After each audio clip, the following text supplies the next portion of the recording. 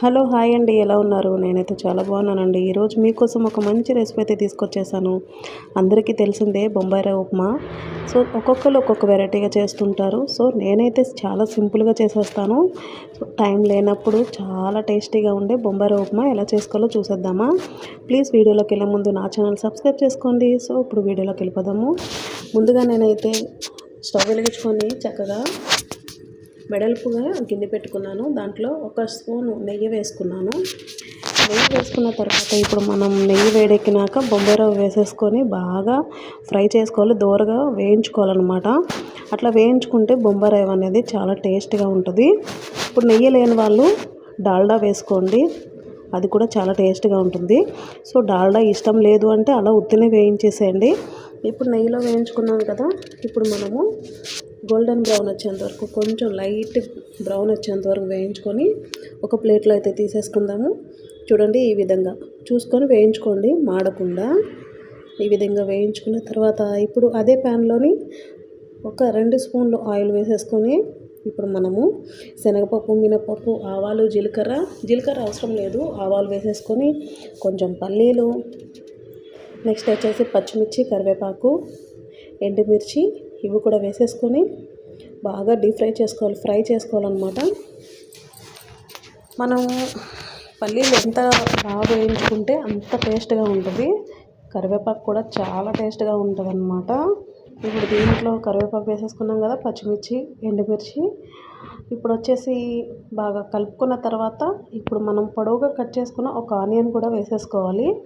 Onion ఉప్మాలోకి చాలా టేస్ట్గా ఉంటుందన్నమాట. మధ్య మధ్యలో తింటూ ఉంటే పల్లీలతో పాటు తింటూ ఉంటే ఆనియన్ చాలా బాగుంటుంది.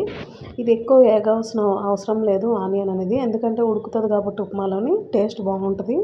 ఇప్పుడు ఆనియన్ కూడా వేసేసుకున్నాం కదా, ఒకటే టమాటా చిన్న చిన్న ముక్కల కింద కట్ చేసుకొని చక్కగా దీంట్లో వేసేసుకోవాలన్నమాట. చక్కగా ఫ్రై చేసుకోవాలి. పోపు ఎంత మంచి ఫ్రై చేసుకుంటే అంత బాగుంటుంది. ఒక టమాటా కూడా వేసేసుకొని టమాటా బాగా మెత్తగా గుజ్జులాగా అయిపోవాలన్నమాట.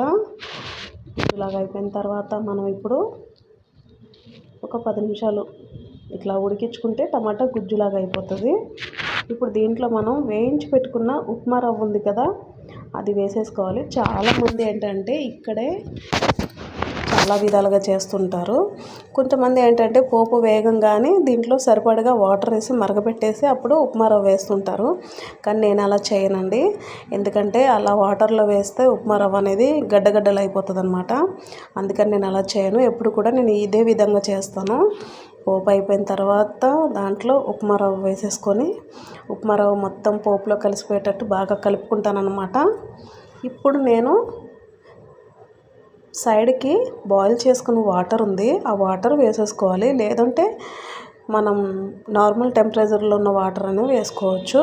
చాలా ఫాస్ట్గా, చాలా తొందరగా అయిపోతుంది. ఉప్మా అంటే ఫాస్ట్గా అయిపోతుంది, కానీ ఇంకా ఫాస్ట్గా వాటరు పెట్టుకుంటే ఇంకా తొందరగా అయిపోతుంది అనమాట. చూడండి, ఈ విధంగా కొంచెం కొంచెం వాటర్ వేసుకొని బాగా కలుపుకోవాలి, ఎందుకంటే ఉండలు కట్టేస్తుంది కాబట్టి. చూసారు కదండి, ఉప్మా వాటర్ వేసుకొని బాగా కలిపేసుకున్నాం కదా. ఇంత పల్చగా చేసుకుంటే అది ఉడికేసరికి కొంచెం గట్టిగా అవుతుంది అనమాట. మీకు ఇష్టం అనిపిస్తే దీంట్లో కొంచెం నెయ్యిలో వేయించుకున్న జీడిపప్పు కూడా వేసేసుకోండి, చాలా టేస్ట్గా ఉంటుంది. అసలు ఒక్కొక్క స్పూన్ తింటూ ఉంటే అసలు ఎంత టేస్ట్గా ఉంటుందంటే మనం చేసే విధానం బట్టి మనం చేసే రెసిపీ బాగుంటుందన్నమాట. కొంతమంది ఎలానో చేసేస్తారు, ఎవరిష్టం వాళ్ళది. చూసారు కదండి, ఉప్మా అయితే రెడీ అయిపోయింది. ఇప్పుడు మనం దీంట్లో వేయించి పెట్టుకున్న జీడిపప్పు కూడా వేసుకున్నాం అంటే చాలా బాగుంటుంది అనమాట. చూసారు కదండి, చక్కగా ఉప్మా అయితే ప్రిపేర్ అయిపోయింది. దీంట్లో మనము పల్లీ చట్నీ కానీ, టమాటా కానీ, లేదంటే పుట్నాల చట్నీ అయినా కూడా చాలా టేస్ట్గా ఉంటుంది. లేదు అంటే మామిడికాయ పచ్చడి కూడా చాలా బాగుంటుంది.